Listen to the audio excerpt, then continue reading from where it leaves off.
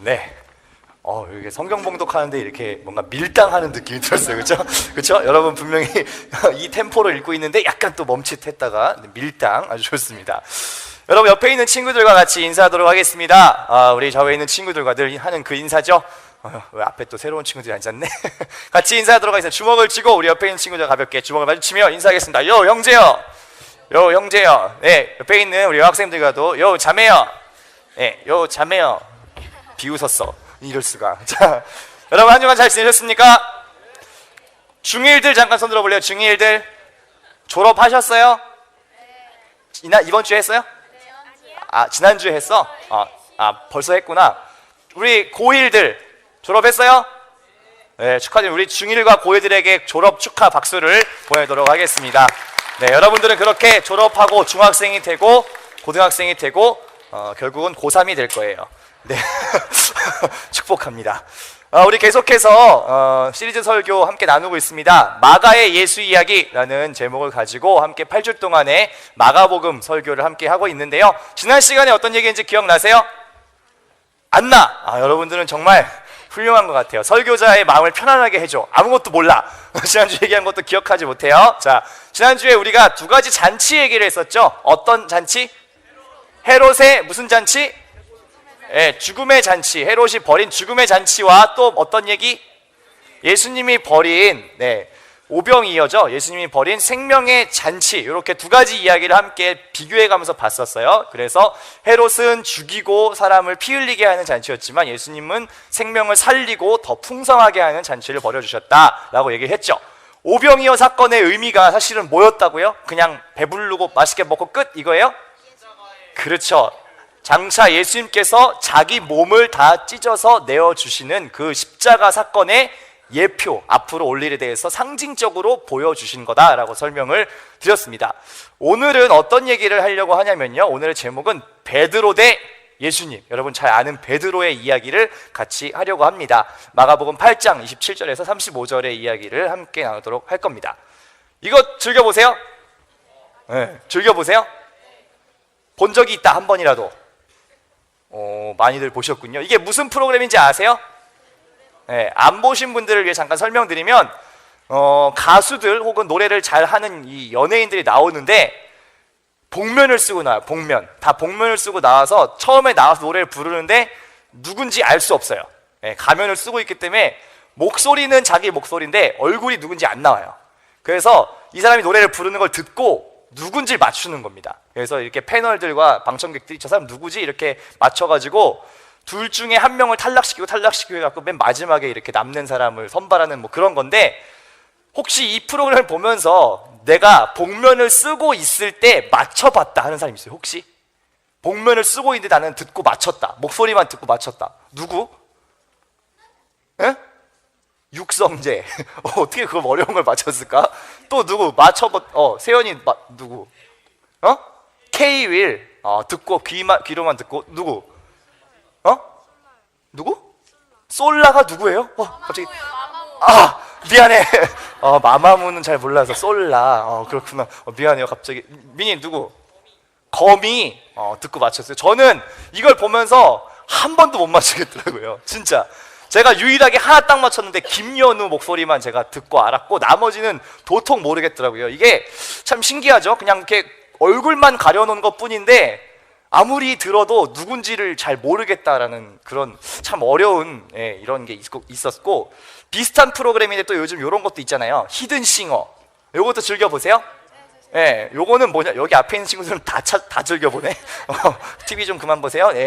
히든싱어라는 프로그램인데 요것도 비슷한 컨셉이에요. 저 뒤에 방들이 있잖아요. 저 방에 진짜 가수가 한 명 있고 나머지는 다 모창하는 사람들이에요. 그러니까 이 가수의 목소리만 비슷한 사람들.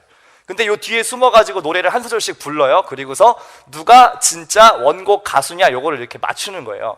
그런데 이 프로그램이 웃긴 게 뭐냐면 모창 능력자들이 노래를 엄청 잘해요. 진짜 그냥 들으면 진짜 가수가 누군지 이게 모창 가수인지 막 헷갈려요. 그래서 보니까 이런 일도 있어요. 원곡 가수가 탈락하는 경우. 자기가 원곡 가수예요. 내 노래인데 불렀는데 떨어졌어. 다른 사람들이 더 진짜 같아갖고 떨어지는 그런 일이 있었는데 그 분이 바로 이분이에요. 예, 노래를 곧잘 하시는 분인데 떨어졌어. 사람들이 지목했어요. 이 사람은 모창 가수야. 그러고서 떨어뜨렸는데 알고 보니 조성모였어요. 이런 일들도 벌어지고요. 요즘 계속해서 이런 비슷한 컨셉의 프로그램들이 많아서 저도 즐겨보는데, 요것도 아세요? 뭔지? 슈가맨? 뭔지 아세요? 예, 이건 뭐냐면 그러니까 옛날이라고 하면 좀 그래요. 한 90년대 이렇게 좀 시간이 지난 가수들을 모셔서 이 노래를 같이 듣는 거예요. 그런데 방청객이 10대부터 40대까지 50대까지인가? 이렇게 있어요. 100명이 있는데, 그 이 노래를 딱 듣고 이 노래가 무슨 노래인지 알면 이렇게 불을 띵띵띵 켜는 거예요. 그래갖고 그 아주 좀 추억의 옛 노래를 가져와서 다시 요즘 노래처럼 이렇게 또 새롭게 편곡하고 막 이런 건데 굉장히 재밌더라고요. 왜 제가 재밌었냐면 제가 아는 노래가 너무 많이 나와가지고 행복했어요. 네, 그래서 그 약간 추억의 가수들이 막 나오는데, 그럼 거꾸로 물어볼게요. 여러분들은 이 프로를 보면서 혹시 그 원곡 노래가 나올 때 그 노래가 뭔지 아세요? 잠깐 누구야? 나이를 속이는 사람 김범준이야? 어쩐지 수상했어 옛날부터, 생김새부터. 어? 대부분 10대들은 이 원곡 노래 옛날 게 나오면 잘 못 눌러요. 뭔지 몰라가지고. 그래서 제가 여러분들하고도 한번 해보고 싶어서 하나 갖고 왔는데, 자, 제가 옛날 노래 하나 들려드릴게요. 이거는 제가 여러분 나이 때 들었던 노래예요. 그런데 이 노래를 알면 번쩍 손 들고 대답을 하시면 돼요. 뭐 우리 불 이런 건 없으니까. 근데 선생님들은 다 아셔요. 들으시면 아시는 선생님들은 말씀하지 마세요. 가르치지 마시고, 학생들 중에 이 노래가 뭔지 맞출 수 있는 친구들이 있다면 제가 찾아가서 선물을 드리도록 할게요. 노래 한번 들어볼까요? 이게 91년도에 엄청나게 인기를 끌었던 노래인데, 여러분들은 뭐 세포로 존재하고 있던 시절의 노래죠. 네. 한번 음악 좀 올려주실래요? 지금 음악이 나오고 있거나 아니면 한번 눌러주시면. 발라드야. 발라드인가? 아름다운 발라드. 자, 들어보세요. 알면 막 손들어. 봤죠? 감미로운 선율. 네? 선생님들도 잘 모르시겠다는 표정 지금 있는데. 자, 알면 선생님들 손 드시면 안 되고. 발라드, 아름다운 발라드. 아름다운 잉? 응? 갑자기 발라드인데 뭐야 이게? 뭐야? 알아? 들어봤어? 몇 살이야? 왜 들어봤지? 자, 잠깐만. 노래 잠깐 멈춰주세요. 잠깐만, 중1 아니야? 잠깐만. 노래 잠깐만 멈춰. 잠깐만. 빗속말로. 제목이 약간 잘못. 아니, 비슷한데 조금만 더. 아니야. 지금 잘 하고 있는데 제목이 조금 부족해.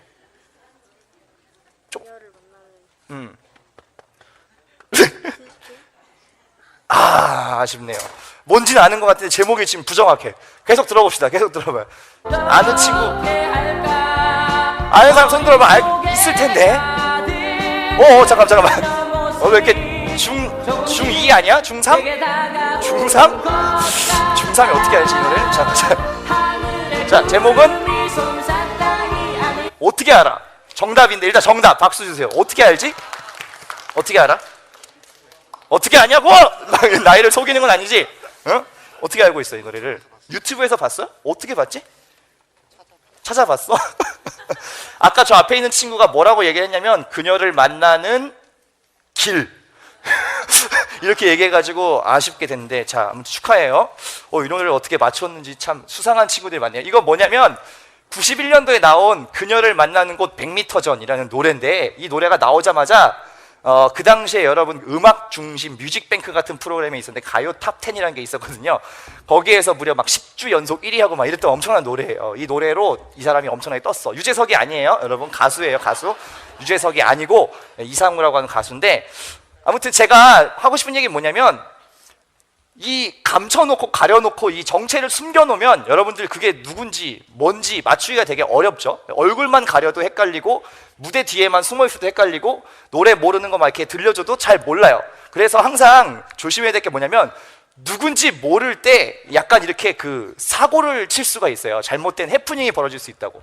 그런 일이 제일 자주 일어나는 데가 어디냐면 바로 여기예요. 군대. 여러분들 다 군대를 가게 되잖아요, 그렇죠? 남학생들, 그렇죠? 여러분들은 이제 졸업하고 고3이 되고 그리고 군대를 가요. 여러분들 앞에 펼쳐진 그 피할 수 없는 길인데, 군대에 아주 재밌는 놀이 중에 하나 뭐가 있냐면 신병놀이라는 게 있어요. 이게 아주 재밌는 놀이인데 뭐냐면, 부대에 신병이 오잖아. 이등병. 이제 갓 이등병이 돼갖고 훈련 마치고 막 바짝 얼어가지고 온단 말이에요. 이렇게 덜덜덜 떨면서 딱 와. 그러면 그 중에 병장이 있죠. 계급이 제일 높은 병장이 뭘 하느냐? 이등병인 척 하는 거예요. 어떻게 이등병인 척 할까? 이등병 옷을 빌려 입고, 원래 이렇게 병장은 4개가 있거든요. 이렇게 마크가. 근데 1개짜리 옷을 이렇게 입어. 그리고 모자에도 1개. 그 마치 자기도 얼마 전에 온 신병인 것처럼 하면서 이렇게 막 바짝 같이 얼어 있는 거예요. 사실은 병장이야. 근데 자기 숨기고 이렇게 같이 이렇게 얼어갖고 막 이렇게 있는 거예요. 그럼 신병이 딱 오잖아요. 그럼 이제 병장들이, 고참들이 막 이제 신나요. 아, 이 지루한 군 생활, 너 이제 심심한데 잘 됐다. 희생양을 삼는데 어떤 식으로 하느냐? 이 병장, 지금 보세요. 요 병장이 지금 이등병 모자를 쓰고 있죠. 왼쪽에 있는 분이 병장이야, 사실은. 예, 제대할 날이 얼마 안 남은 사람인데, 이 하나짜리 모자를 쓰고 이렇게 와갖고 이 막 온 신병에게 얘기를 하는 거예요. 몰래 가갖고. 근데 어디서 얘기해야 되냐면 사람들이 없는, 고참들이 없는 으슥한 데 가가지고 둘이 이렇게 얘기하는 거예요. 그 쪼그려 앉아가지고 이렇게 말을 거는 거야. 야, 잘 왔어. 반가워. 나도 지난주에 왔어. 막 이러면서 얘기를 거는 거예요. 그러면 이 신병이 처음엔 경계를 하죠. 그래? 막 이러다가, 야, 우리 편하게 얘기하자. 우리 이제 일주일밖에 차이가 안 나. 그래? 이렇게 하면서 막 얘기를 해요. 그러다가 병장인 이등병이 뭘 물어보냐면, 야, 근데 우리 부대에서 누가 제일 짜증나냐? 딱 물어보는 거예요. 그러면 여기에 순진한 우리 이등병이 갑자기 마음이 열렸잖아. 이제 내 마음을 터놓고 얘기할 사람이 생겼다. 그러면서 막 얘기하기 시작하는 거예요. 막 그 상병이 약간 짜증나게 굴었고, 막 누가 약간 또라이 같고, 뭐 이러면서 막 얘기를 해요. 그런데 밤이 되면 어떻게 돼? 이 이등병의 정체가 뭘로 밝혀져요? 밤이 됐는데 딱 들어갔더니 뭘 쓰고 있어? 병장 모자 딱 쓰고 있는 거죠. 그걸 봤을 때에 이 이등병의 충격, 이 진짜 멘붕이라는 표현을 넘어서는 그 엄청난 놀라운 일, 그런 일이 벌어지는데, 재밌는 건 이거를 함부로 시전하면 안 돼요. 잘못 시전하면 무슨 일이 생기느냐, 이게 약간 시트콤이긴 한데 이런 일들이 벌어질 수 있어요. 한번 보세요. 너 선임들 봤지? 진짜 사이코들이지 않냐? 그러게. 나는 완전 정신병인 줄 알았다니까. 그래? 그럼 누가 제일 사이코 같은데? 그거야 그 상병이지. 그 이빨 자일리도 같이 생긴 애 있잖아. 아, 김호창 상병? 나는 완전 아주 생 또라이인 줄 알았어. 모르고 있죠, 정체를. 니들 표정이 왜 이래? 설마 신병놀이 한 거야? 군대장 병장 김재호. 그런 거야? 그럼 충성. 잠깐. 으이씨. 걸렸습니다, 간부한테. 그럼 저보고 계속 이등병인 척 하란 말씀이십니까? 그러게. 누가 신병놀이를 했어? 누가? 그건 소대 전통이... 시끄러! 그러다 신병이 이 사실을 알고 또 타령하면 어쩔 거야? 제대도 얼마 안 남았으니까 그때까지 이등병인 척하고 있어. 나 요즘 진급 심사 중인 거 알고 있지? 만에 하나 사고 터져서 진급에 문제 생기면 나도 내가 어떻게 변할지 몰라.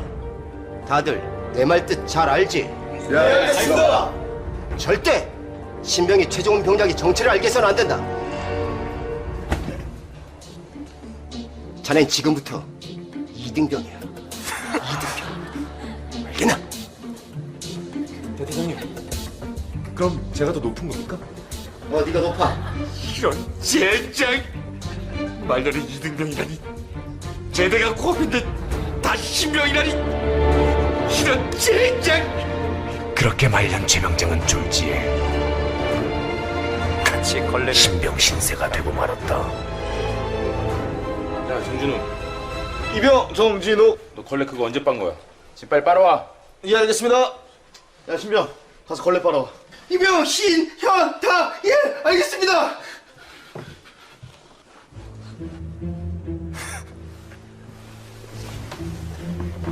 야, 뭐해? 걸레 빨라온 거? 너 미쳤어? 고참이 걸레 빨아 그러잖아. 빨리 일어나. 아직 모르고 있죠, 병장인 걸. 걸레? 아, 나 이 자식이 정말, 이게 보자.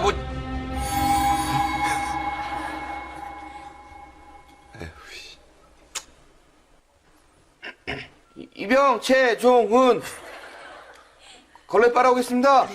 그래. 갔다 와. 갔다 와. 네, 이런 잘못하면, 이거 잘못 실현하면 거꾸로 역으로 당할 수가 있어서 항상 조심해야 됩니다. 여러분 굉장히 좋은 팁을 알려드렸습니다. 여러분 당하지도 마시고 가서 시전하실 때도 항상 주의해서 하셔야 돼요. 이런 일들, 그 정체를 모르면 항상 이런 뭔가 이렇게 재미난 에피소드들이 일어날 수 있다는 겁니다. 그래서 중요한 건 뭐냐면 상대방에 대해서 우리가 항상 오해하지 않으려면 그 사람이 누군지를 정확히 잘 알아야 돼요.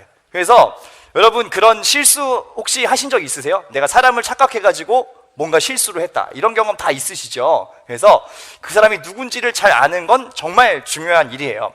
오늘 같이 나눌 이야기도 그 베드로가 뭔가를 오해해서 잘못 알아서 생긴 하나의 어떤 해프닝인데, 이 이야기를 좀 같이 해보도록 할게요. 오늘 이 사건이 일어난 무대는 가이사랴 빌립보라고 하는 곳인데요. 지도를 한번 보시면 저기 북쪽에 화살표 찍어진 데 있죠? 저기가 이제 빌립보 가이사랴라고 하는 동네입니다. 그래서 예수님과 제자들이 지금 여기를 거쳐서 저 남쪽에 있는 예루살렘으로 이제 내려가는 중이에요. 그래서 저 꼭대기에서 같이 얘기를 나누는데, 여기에서 예수님과 12명의 제자들이 함께 있을 때 생긴 일입니다. 어떤 일들이 있었는지 한번 지금부터 좀 살펴보도록 할게요. 마가복음 8장 27절 35절 본문 중에 먼저 27, 28절을 함께 읽을 텐데요. 우리 성경 펴서 같이 읽어보도록 하겠습니다. 마가복음 8장 27절 28절 찾으셔서 같이 읽어보도록 할게요. 조금 찾을 시간 드리겠습니다. 네, 같이 한번 읽어보겠습니다. 시작. 예수와 제자들이 빌립보 가이사랴 여러 마을로 나가실새 길에서 제자들에게 물어 이르시되 사람들이 나를 누구라고 하느냐? 제자들이 여짜와 이르되 세례 요한이라 하고 더러는 엘리야 더러는 선지자 중에 하나이다. 예수님께서 이 가이사랴 빌립보에서 이렇게 물어보시는 거예요. 예수님 딱 등장하셨어요. 사람들이 나를 누구라고 하냐? 이렇게 물어봤어요. 왜 물어보셨을까? 갑자기 왜 물어보셨을까요? 왜? 궁금해서. 그러니까 뭐가 궁금해? 궁금하니까 물어봤겠죠. 뭐가 궁금했냐면 이 당시에 예수님이 그 전에 막 병자도 고치고 막 오병이어의 기적도 일어나고 하니까 점점 인기가 높아지고 예수님의 이름이 막 알려지기 시작하는 거예요. 그러니까 사람들 사이에 소문이 막 돌기 시작한 거예요. 예수님이라는 사람이 있다더라, 이 사람이 뭔가 신비한 능력이 있다더라, 이러면서 점점 막 인기가 올라가니까 예수님이 이제 물어보셨어요. 사람들이 나에 대해서 뭐라고 얘기하냐? 제자들한테 물어보니까 제자들이 이렇게 얘기를 한 거예요. 세례 요한, 그 지난주에 목 베어 죽었던 세례 요한이 다시 살아난 사람이다, 뭐 이런 얘기를 하는 사람도 있고, 아니면 옛 선지자 엘리야 혹은 비슷한 선지자라고도 합니다, 이렇게 얘기를 했어요. 예수님이 이 이야기를 듣고 다시 묻습니다. 이렇게 물으세요. 29절 30절 함께 읽겠습니다. 또 물으시되 너희는 나를 누구라 하느냐? 베드로가 대답하여 이르되 주는 그리스도시니이다 하매 이에 자기의 일을 아무에게도 말하지 말라 경고하시고, 이렇게 얘기를 하십니다. 사람들은 그렇게 얘기를 해요. 그러니까 예수님이 그 다음 뭐라고 하냐면 그럼 너희들은 나를 누구라고 생각하니? 이렇게 질문을 합니다. 그러자 그때 12명 제자들 중에 수제자인, 그리고 가장 열정적이고 가장 앞뒤 안 가리는 베드로가 딱 튀어나와가지고 뭐라고 얘기를 하느냐? 주는 그리스도이십니다, 이렇게 얘기를 딱 해요. 되게 멋있게 얘기를 딱 합니다. 예수님이 이걸 듣고서 그래, 대신 이 이야기를 아무에게도 이야기해서는 안 된다라고 비밀에 붙입니다. 왜 예수님은 이 이야기를 비밀에 붙였을까요? 왜 물어봐 놓고 대답했는데 쉿, 비밀, 이렇게 왜 얘기하셨을까요? 예수님은 이상하죠? 왜 비밀이냐면 그것은 아까 얘기한 빌립보 가이사랴라고 하는 그 지역의 특징을 좀 알아야 되는데, 지금 같이 얘기를 나누는 그 지역이 뭐냐면 로마 황제의 신전이 있는 황제의 땅이에요. 그러니까 이스라엘 땅이긴 한데 로마 제국의 통치를 아주 상징적으로 보여주려고 의리의리한 신전과 동상과 이런 것들을 막 세워놓은 곳이에요. 그러니까 거기에서 막 공공연하게 예수님이 그리스도입니다, 예수님이 하나님의 아들이에요, 이런 얘기를 하면 굉장히 위험할 수 있잖아요. 그러니까 예수님이 그 얘기는 아직 사람들에게 알리면 안 돼라고 입단속을 시킵니다. 이 빌립보 가이사랴라고 하는 곳이 이 황제를 위한 신전, 이런 걸 막 세워놓은 거예요. 그러니까 지금 어떤 상황이냐면 이 황제의 신전을 코앞에 두고 예수님이 누구인가를 같이 얘기하고 있는 거예요. 그러면서 베드로가 딱 멋있게 얘기를 했죠. 주는 그리스도십니다, 예수님이 이 이스라엘 백성을 구원할 존재입니다라고 얘기를 딱 했는데, 맞는 말이에요. 맞는 말인데 지금 이 장소와 분위기와 상황은 너무 공공연하게 막 이런 걸 얘기하기에는 약간 애매해. 그러니까 여러분 뭐냐면 약간 그 일제강점기에 막 신사 앞에 가가지고 막 대한독립만세 이런 거 하는 약간 그런 느낌인 거예요. 그러니까 좀 조심해야 되잖아요. 그래서 예수님이 아직은 그 얘기를 할 때가 아니다. 일단 그 얘기는 조용히 하고 있어줘. 부탁을 딱 하시는 겁니다. 베드로가 굉장히 멋있게 얘기를 했어요. 잘 얘기했어요. 그리고 되게 정답, 맞는 얘기를 했어. 왜냐면 이 엄청난 로마 황제의 그 권력의 상징 앞에서 이게 진짜가 아니라 예수님이 진짜 구원자십니다. 막 얼마나 멋있어요. 이 얘기를 딱 했는데, 그런데 예수님께서 이 이야기를 듣고서 그 다음에 하신 말이 중요해. 이 말만 놓고 보면 사실 굉장히 멋진 얘기고 잘 말하는 거라서, 그 당시에 만약에 페이스북이 있었다 그러면 제가 봤을 때는 베드로가 만약에 페이스북을 했어요. 거기에 글을 썼어. 주는 그리스도십니다. 여기 태그 보이시죠? 가이사랴 빌립보에서 예수님과 함께 태그 해가지고 썼어. 세리마테님 외 5명이 좋아하는 이런 글을 썼다 그러면 제가 봤을 땐 삽시간에 이거는 막 좋아요가 막 이 정도 눌려야 돼요. 왜냐하면 너무 정답을 잘 얘기했거든. 너무 잘 얘기했는데 칭찬받아 마땅한 얘기인데, 그런데 이 이야기가 사실은 베드로의 위대한 신앙 고백이 아니었어요. 대부분 이 이야기를 여기까지만 딱 읽고, 아, 베드로의 이 위대한 신앙 고백 우리도 본받아야 돼 막 이런 얘기 하는데 아니에요. 자세히 보시면 그 뒷이야기랑 연결이 돼요. 연결이 아직 안 끝났어. 얘기가. 이 얘기를 한 베드로의 마음속에 사실은 흑심이 있었다고. 흑심 까매지죠? 흑심이 있었어. 이게 맞는 말이긴 한데 진짜 베드로가 맞게 얘기했냐가 아니라는 걸 이제부터 알려드릴게요. 베드로가 무슨 생각을 하고 있었는지를 한번 살펴보자고요. 31절, 이 얘기를 들은 예수님이 갑자기 뜬금없이 이 얘기를 꺼내세요. 31절 32절인데 우리 펴서 같이 한번 읽어볼게요. 함께 읽겠습니다. 시작. 인자가 많은 고난을 받고 장로들과 대제사장들과 서기관들에게 버림받아 죽임을 당하고 사흘 만에 살아나야 할 것을 비로소 그들에게 가르치시되 드러내놓고 이 말씀을 하시니 베드로가 예수를 붙들고 항변하매. 이 놀라운 신앙 고백을 듣자마자 예수님이 갑자기 무슨 얘기를 하느냐. 근데 내가 이제 곧 죽게 된다 이렇게 얘기를 하시는 거예요. 되게 뜬금없죠? 네. 아, 예수님만이 구원자십니다 막 얘기했는데, 근데 난 이제 곧 죽으러 가 이런 얘기 하시는 거예요. 예수님이. 그리고 사흘 만에 다시 부활하게 될 거야 이런 얘기를 딱 하시니까 베드로가 갑자기 황당한 겁니다. 뭔 소리야. 지금 뭔가 분위기가 좋게 무르익어가고 있잖아요. 막 사람들의 인기도 막 높아지고 뭔가 예수를 따르는 사람들도 늘어나는 것 같고, 그리고 자기들은 최측근에서 같이 있는 제자니까 뭔가 설레잖아. 기대가 되잖아. 근데 예수님이 갑자기 김 빠지게 뭐라 그래요? 난 이제 근데 죽을 거야 이런 얘기를 하니까 베드로가 너무 황당한 겁니다. 그래서 뭐라고 했다고요? 항변했다고. 막 말려요. 무슨 소리예요 예수님 지금? 지금 분위기 완전 좋은데 뭐 갑자기 죽는다니 이게 무슨 소리세요? 막 항변을 합니다. 왜 베드로가 그랬냐면 베드로의 머릿속엔 이게 있었어요. 이게 지금 생각 풍선 안에 뭐가 있어요? 왕관이죠. 왕관. 뭐냐면 베드로의 머릿속에는 지금 어떤 시나리오가 흘러가야 된다고 생각하냐면, 예수님이 짜잔 등장했죠. 세례 요한도 죽었죠. 이제 예수님에게 모든 관심이 집중돼 있죠.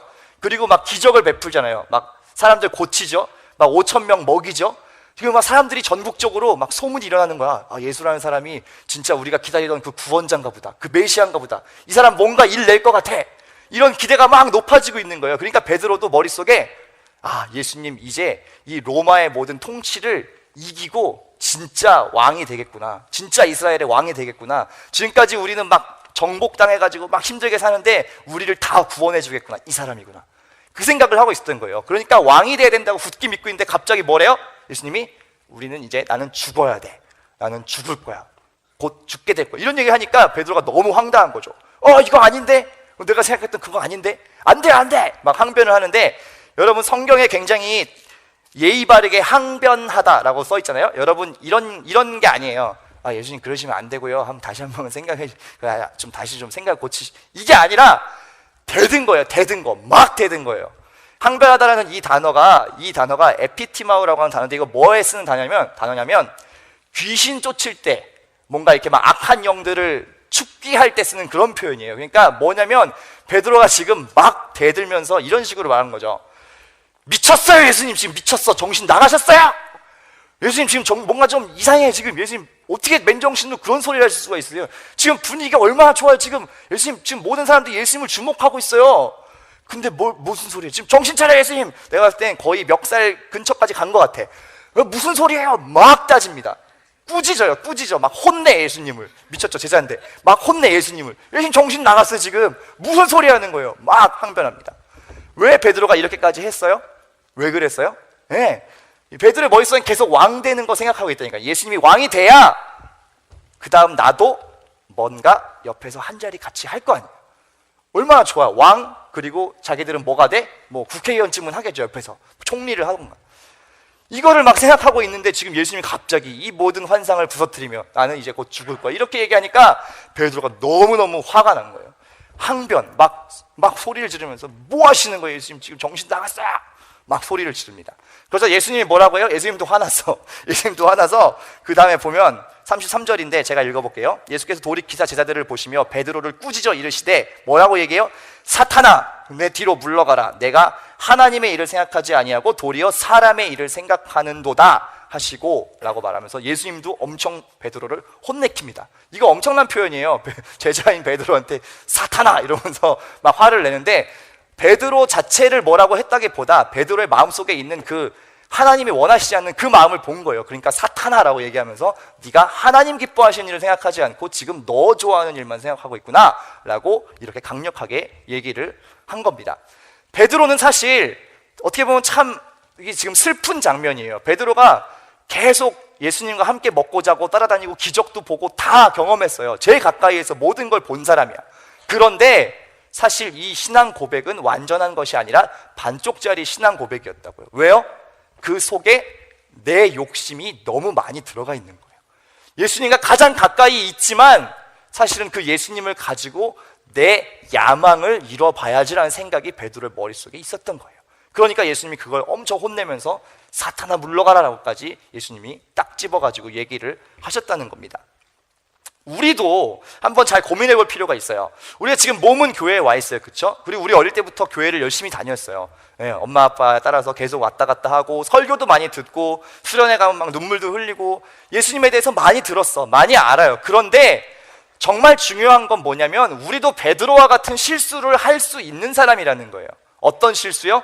예수님에 대해서 많이 알고 들었지만 정말 예수님께서 원하시는 그 삶을 사는가 하는 부분에 있어서는 이게 또 다른 얘기일 수 있다는 거예요. 베드로처럼 예수님을 따르지만 그래도 뭔가 내가 원하는 거, 예수님 따르지만 뭔가 내가 이루고 싶은 나의 꿈, 이런 것들을 가지고 예수님을 적당하게 이렇게 끼워 맞출 수 있다는 거예요. 그런 위험이 우리에게 항상 있어요. 그런 유혹이 있고요. 베드로도 넘어지잖아요.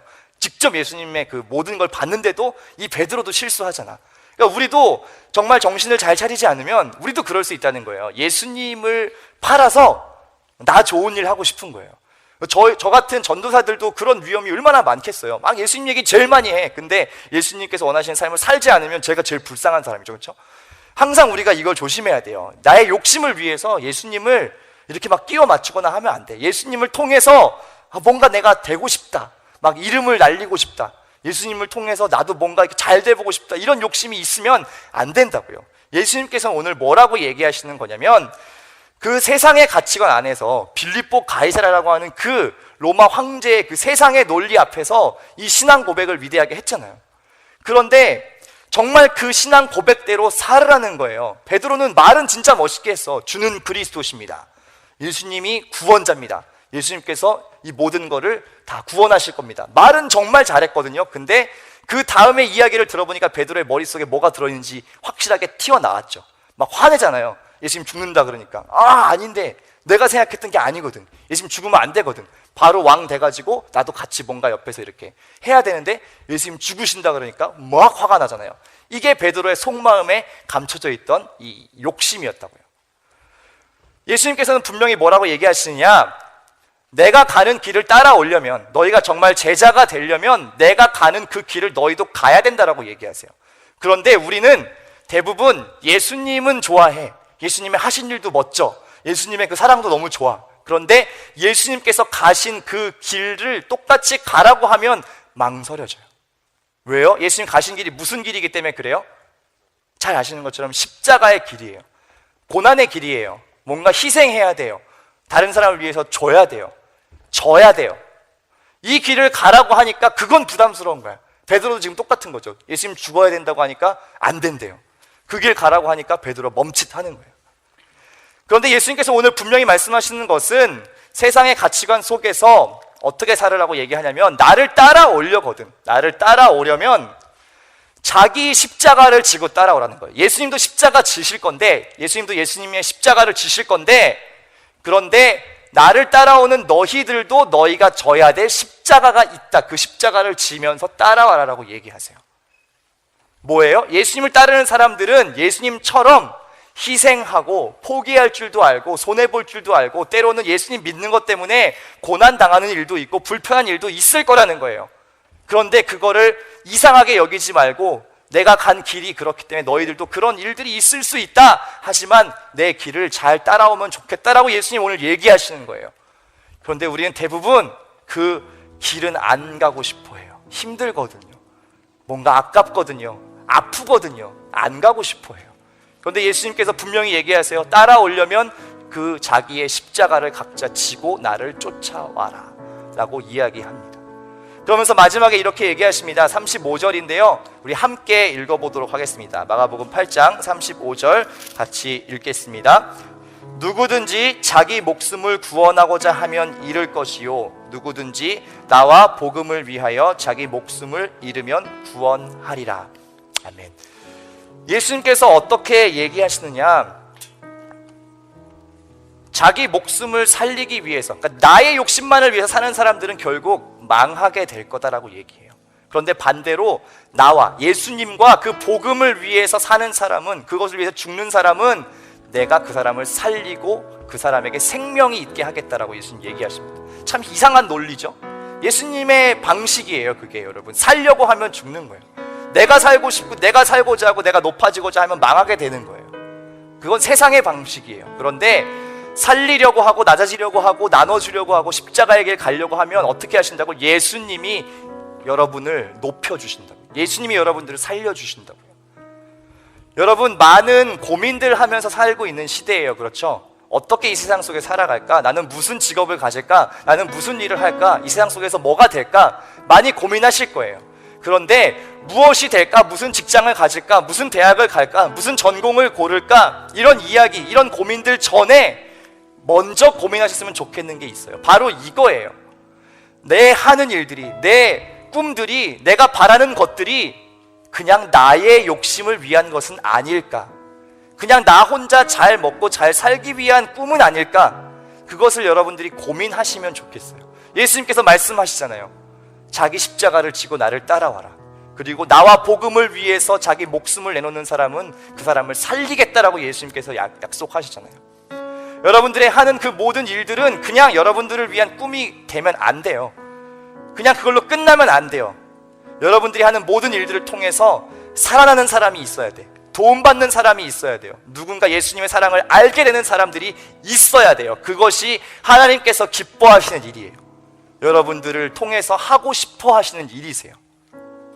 여러분, 오늘 예수님의 길을 따른다는 거 우리가 같이 생각했어요. 그리고 이 베드로의 고백을 통해서 베드로가 예수님에 대해서 다 알지 못했구나, 예수님이 진짜 뭘 원하시는지 아직 다 알고 있지 못하구나라는 걸 우리가 깨달았어요.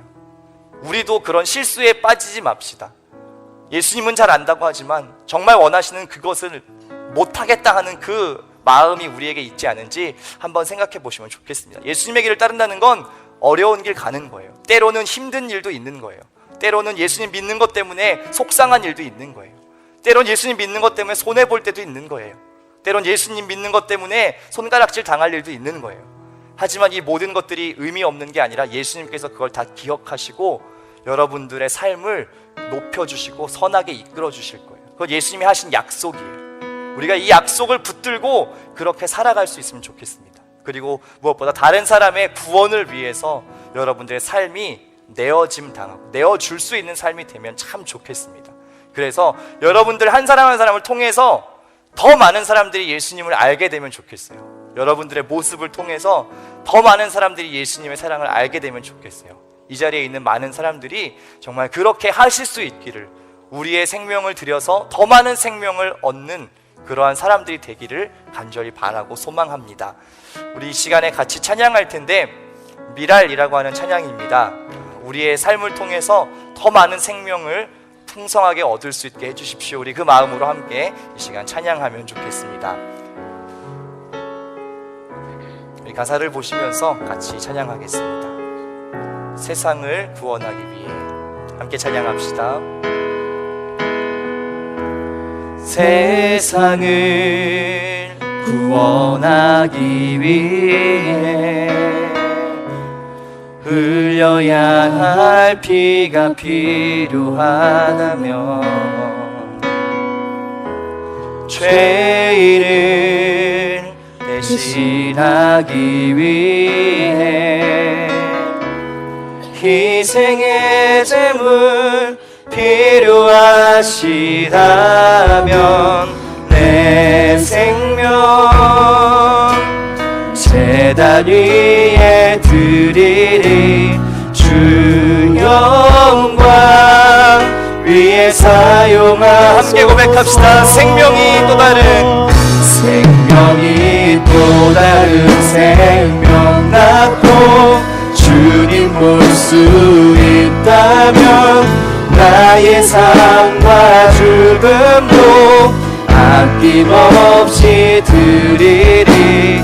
죽어야 다시 사는 주의 말씀 믿으며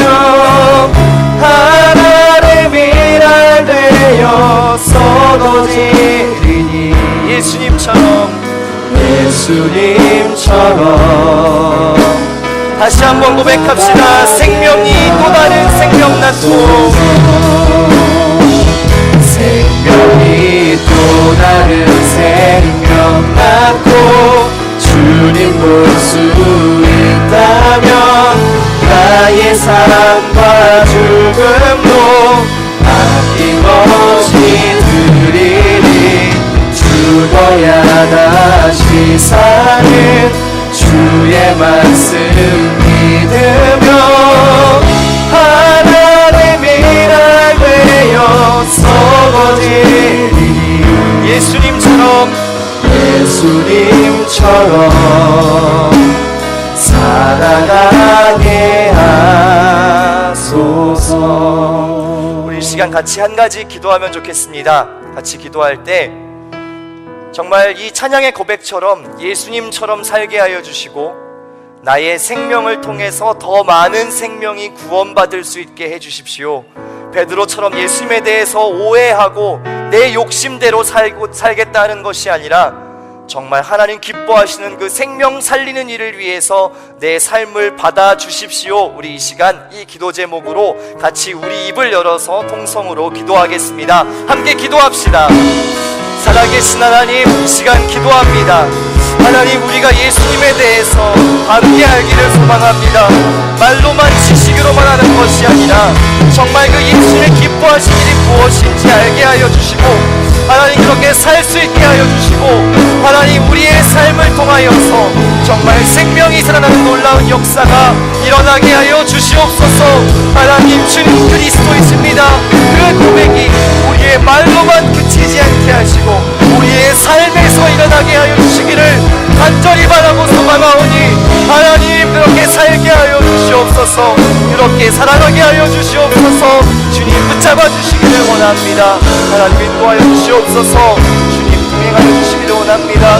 하나님 붙잡아 주시옵소서. 하나님, 오늘 베드로의 모습을 통해서 우리가 빠지기 쉬운 그런 모습들을 생각합니다. 예수님에 대해서 잘 안다고 말하지만 우리의 말로는 잘 설명할 수 있지만 우리의 삶의 모습이 정말 그렇지 못할 때도 있었습니다. 우리의 욕심이 아직도 많이 살아있어서 예수님은 그냥 나에게 좋은 일 하는 도구, 그냥 나의 삶의 하나의 부분 정도로 생각하며 살았던 모습이 있었습니다. 예수님, 다시 한번 기도하는 것은 우리의 모든 삶이 정말 예수님께서 기뻐하시는 일 되게 하시고 우리의 삶을 통해서 많은 생명들이 다시 한번 주님께 돌아오는 그러한 삶이 될 수 있도록 우리를 축복하여 주시옵소서. 감사를 드립니다. 살아계신 예수님의 이름으로 기도합니다. 아멘.